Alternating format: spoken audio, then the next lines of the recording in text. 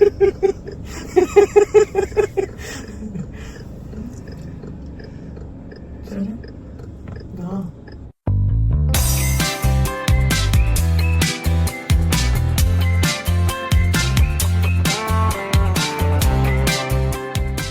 मेरे लक्ष्मण तेरी कसमा मैं जानू पटन मैं जानू पटन अग्नि बीरा भरती हर अग्नि बीरा भरती हर मैं जानू पटन माँ। जब मुझे पता चला कि गांधी ने अपने संवाद में इस जगह को स्विट्जरलैंड ऑफ इंडिया कहा है, तो एक रुचि सी जगी इस जगह को देखने की, करीब से जानने की।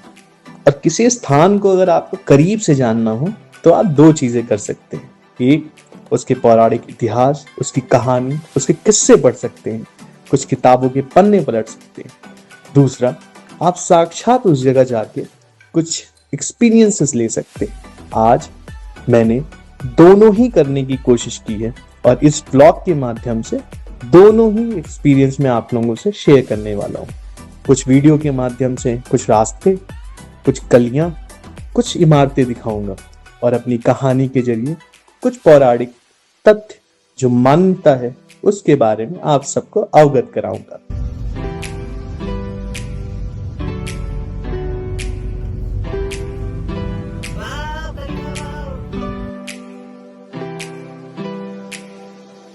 अरे हेलो हेलो जिस सनम हम हेलो एवरीवन, होप कि आप सब लोग हंसी खुशी मस्त माहौल में जी रहे होंगे और मौज कर रहे होंगे। हमारी भी मौज चल रही है क्योंकि अभी हम जा रहे हैं हल्द्वानी से कौसानी। अब मंजिल की बात कर लिए हैं, थोड़ा कॉन्टेक्स्ट देते हैं आपको। ऑलमोस्ट 176 किलोमीटर है और उसको कवर करने में हमें ऑलमोस्ट 6 से 7 घंटे लगेंगे। तो चलिए निकलते हैं और आपको भी दिखाते हैं क्या क्या आता है। अभी फिलहाल थोड़ा कोशिश कर रहे हैं कि कहीं रुक जाएं, थोड़ा ब्रेकफास्ट वगैरह कर ले, फिर पहाड़ी चढ़ना है। पेट भरा रहेगा तभी तो मजा आएगा। और वो कहते हैं ना कि भूखे पेट ना होए भजन गोपाला, तो पेट भरना बहुत जरूरी है। चलिए आप भी सफर का लुत्फ उठाइए और हमारी भी थोड़ी मौज करते हैं।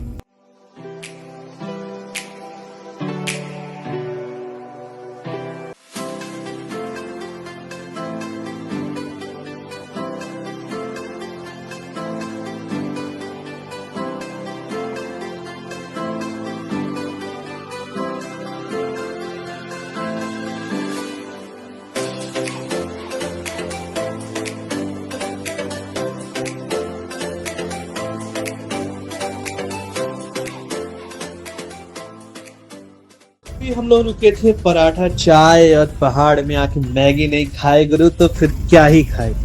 और 200 रुपए में बढ़िया नाश्ता किए एकदम। 200 रुपए में मतलब एकदम मजे ही बांध दिया भैया ने।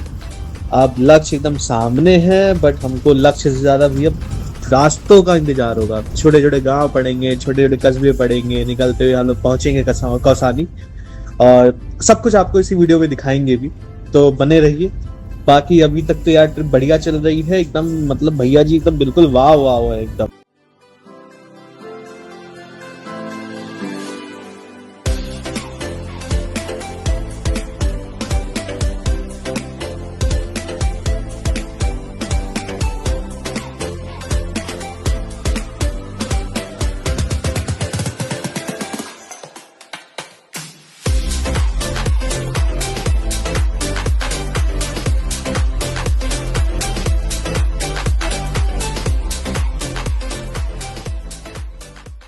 My God Kanika, it's Uttarakhand premium subscription, किसी ने बोला था।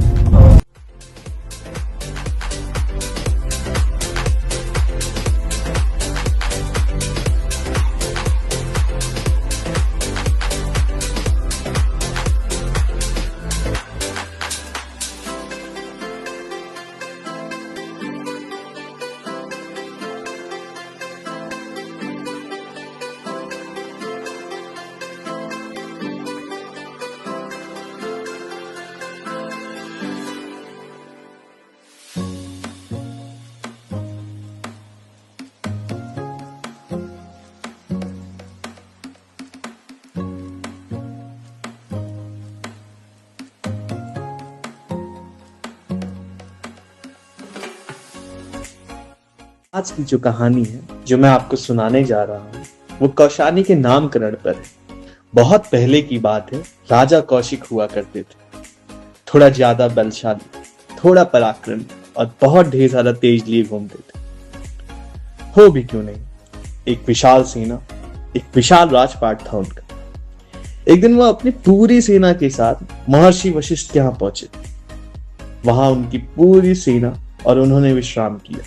महर्षि वशिष्ठ ने पूरी सेना का अच्छे से सादर सत्कार किया, भोजन ग्रहण करवाया, सबको प्रसन्न किया। ये देख के राजा कौशिक को नहीं रह गया।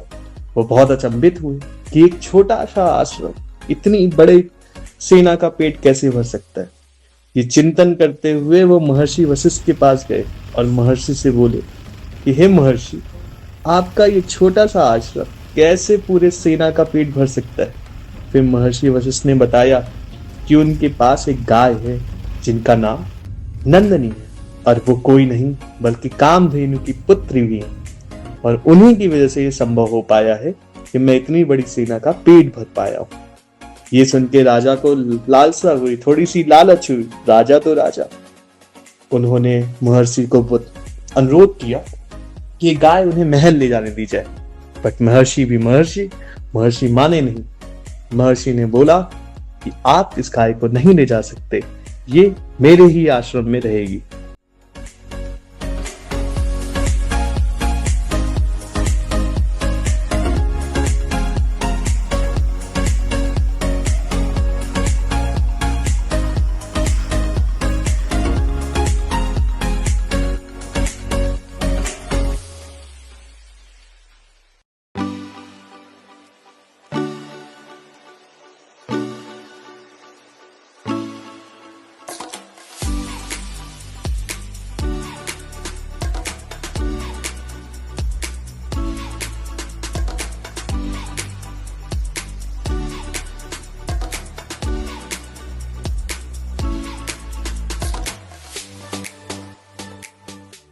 पागल, इससे अच्छा एक वही ले लें 360 डिग्री। नहीं, काम करते ना, एक GoPro ले लेते हैं, 360 ले लेते हैं और एक iPhone ले लेते हैं और एक मैक एक मैकबुक तो चाहिए हाँ, Mac तो चाहिए। और फिर सब्सक्रिप्शन चाहिए।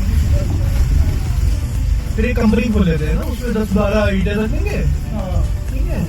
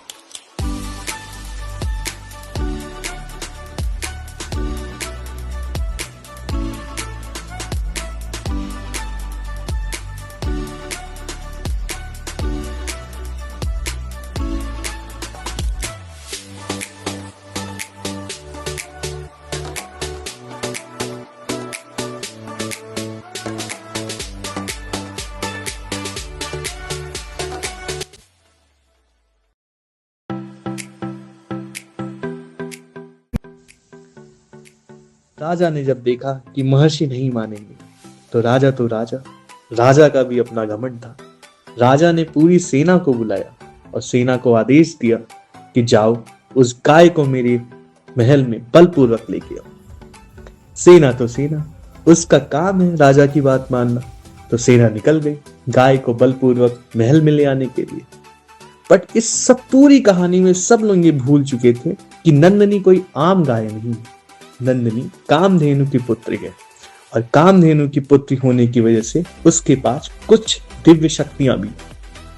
जब पूरी की पूरी सेना पहुंची तो कामधेनु को बहुत गुस्सा आया और उन्होंने अपनी दिव्य शक्ति से पूरी की पूरी सेना का नाश कर दिया और राजा सिर्फ खड़े खड़े देखता रहा। उस समय राजा को बहुत ग्लानि हुई, बहुत क्रोध आया कि मेरी पूरी की पूरी सेना सिर्फ एक पंडित महर्षि के सामने और एक गाय के सामने हार गई।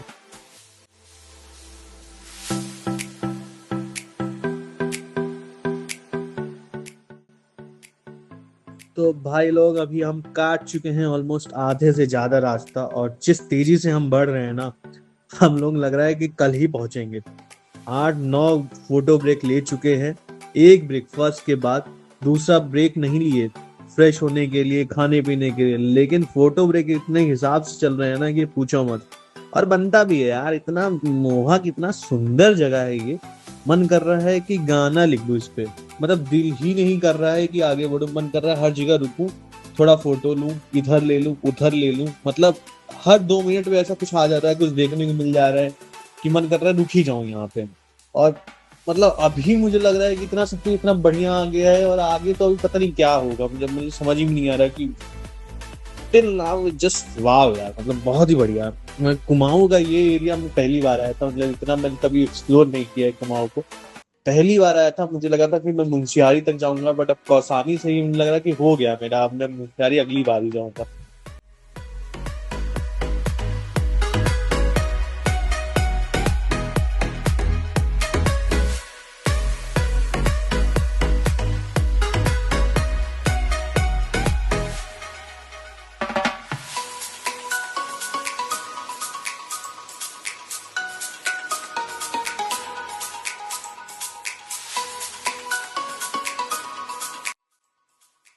सो भाइयों और बहनों, हम लोग पहुंचने वाले हैं अल्मोड़ा।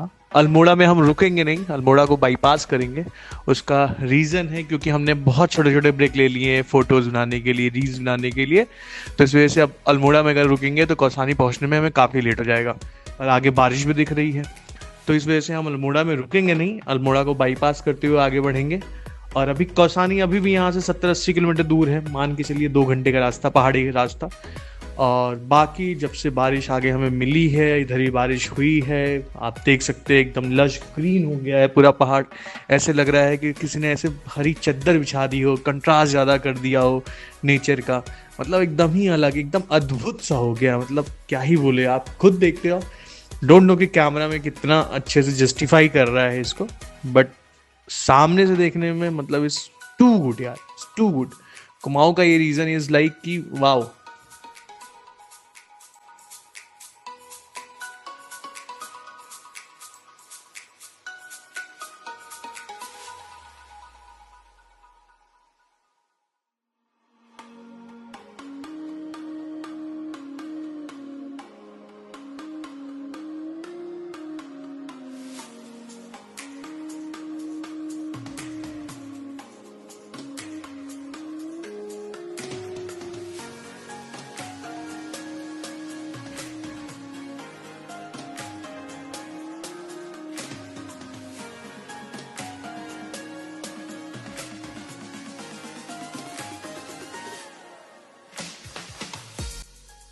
वाह वाह वाह, क्या बात है।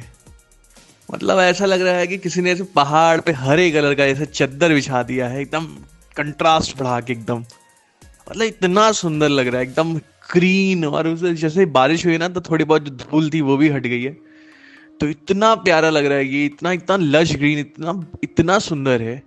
काश मैं मॉनसून में आया होता तो मतलब और भी मुझे लगता है कि और सुंदर देखने को मिलता मुझे। मतलब मैं बोल नहीं, मैं समझा नहीं पा रहा हूँ, पता नहीं कैमरे में कितना अच्छा आ रहा होगा, बट सामने से इतना सुंदर लग रहा है। दोनों तरफ हरियाली, बीच में पतली सी रोड, आपकी काली गाड़ी, मतलब क्या ही बोले, वाओ, इट्स जस्ट वाओ।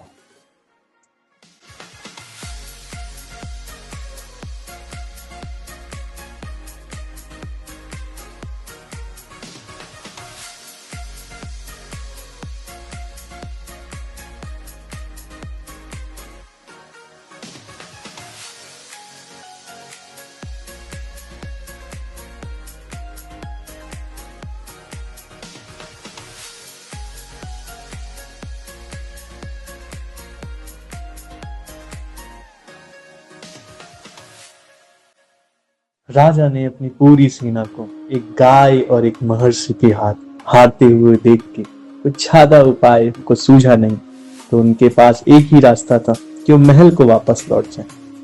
महल को वापस लौटने के बाद राजा हार कैसे माने, तो राजा ने अपनी हार का विश्लेषण करने की कोशिश की और उन्होंने पाया कि क्षत्रिय बल से भी बड़ा ब्रह्म बल होता है। और इसके बाद राजा कौशिक अपना राजपाट मुकुट सब छोड़ के तपस्या के लिए निकल गए। और वो लक्ष्य रखते हैं कि वो भी जब तक तपस्या नहीं छोड़ेंगे जब तक वो ब्रह्मश्री नहीं बनेंगे। और उन्होंने वन में जोरदार घोर तपस्या शुरू कर दी। उनकी तपस्या इतनी घोर थी कि देवी देवताओं के महल तक हिलने लगे थे और इंद्र को भी अपने आश्रम के जो है डर सताने लगा।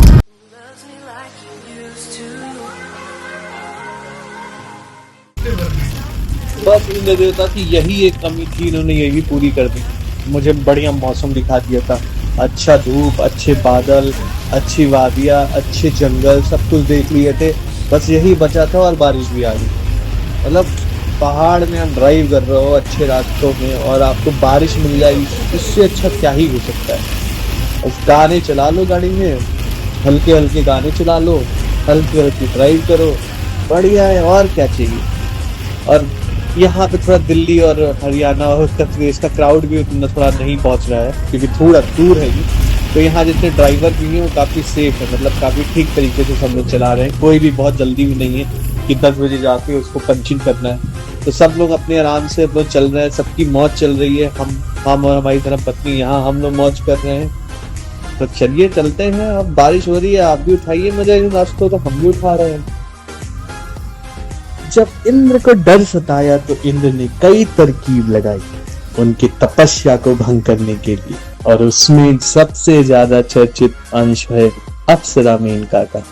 राजा कौशिक की तपस्या भंग करने का, तपस्या टूटी, वो जुड़े और उन्हें एक पुत्री होती है जिसका नाम शकुंतला होता है, जो आगे चल के राजा दुष्यंत की पत्नी भी बनती। जब राजा कौशिक को होश आया तो उन्हें बहुत दुख हुआ, पीड़ा हुआ और एक बार फिर वो अपने लक्ष्य की तरफ बढ़ गए। उन्हें लगा इस बार मैं पीछे नहीं हटूंगा। बट इंद्र तो इंद्र, एक बार फिर इंद्र उनका रास्ता काटने के लिए इस बार उन्होंने अप्सरा रामभा को चूज किया। परंतु इस बार कौशिक इस झांसे में फंसे नहीं, उन्होंने रामभा को श्राप दे दिया। हालांकि श्राप देते हुए राजा ने जितनी भी शक्तियां बटोरी थी वो सारी उन्होंने वहां पे हानि कर देते। फिर इससे उन्हें ज्ञान प्राप्त हुई कि उन्हें क्रोध को रोकना पड़ेगा। इसके बाद फिर से राजा कौशिक अपनी तपस्या में वलीन हो गए और सालों साल बीत जाते हैं इन जंगलों में तपस्या करते हुए। एक दिन महर्षि वशिष्ठ आते हैं और उन्हें ब्रह्मर्षि विश्वामित्र के नाम से पुकारते। तब जाके कहीं उनकी तपस्या समाप्त होती है और तब से वो राजा कौशिकी के नाम से नहीं ब्रह्मर्षि विश्वामित्र के नाम से जाने जाते हैं।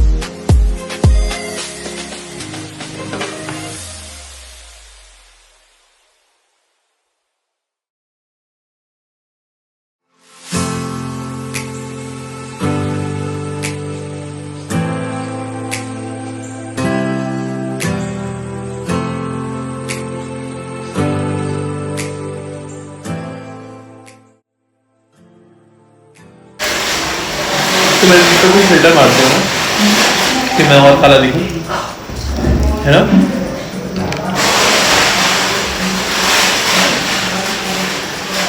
गाइड में शो गो डाउन।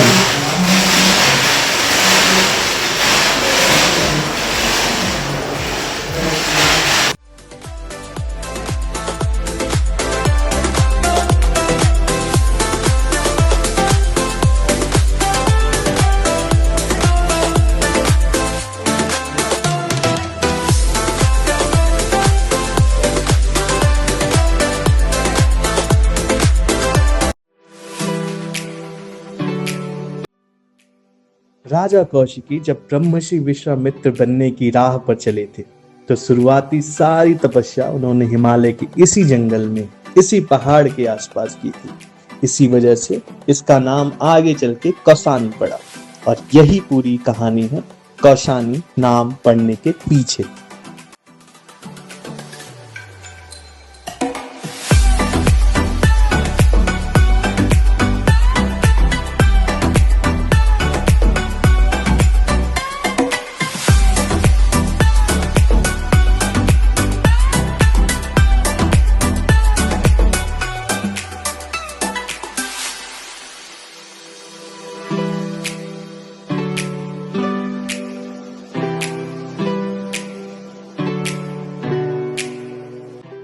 तो हम अपनी मंजिल पे पहुंच चुके हैं और ये जिस होम स्टे में हम रुके हैं ये अपने आप में बहुत खास है क्योंकि यहाँ से नंदा देवी और त्रिशूल पर्वत सीधा नज़ारा देखने को मिलता है, जो कि हम आप लोगों को कल दिखाएंगे।